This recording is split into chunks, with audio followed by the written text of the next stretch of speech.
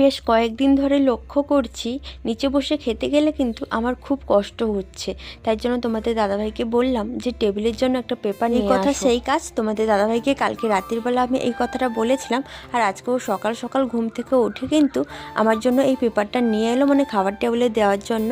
আর হচ্ছে সাথে 3টা জলমগও নিয়ে। হাই এভরিওয়ান, আমি রুমি।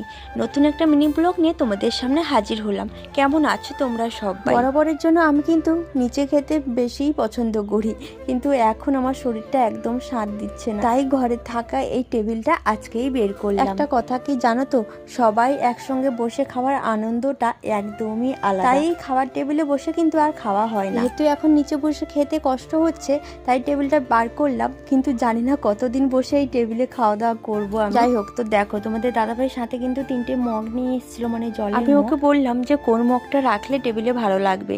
ও বলল যে এইটার সঙ্গে ম্যাচিং করতে হলে এই পেপার আর টেবিলের সঙ্গে কিন্তু লাল মগটাই যাচ্ছে। তাই মগটা ভালো করে ধুয়ে নিয়ে এলাম। এখন কিন্তু আমি জল রেখে দিচ্ছি। আর অনেক দিন থেকে ভাবছি তোমাদের সঙ্গে একটা কথা শেয়ার করব, কিন্তু তেমনভাবে সুযোগ বা সময় হয়ে উঠছে না, তাই তোমাদের সঙ্গে শেয়ার করতে পারছি না। তবে খুব তাড়াতাড়ি শেয়ার করব। আর হ্যাঁ, তোমরা কিন্তু জানাতে ভুলো না আমার এই খাবার টেবিলটা কেমন লাগছে।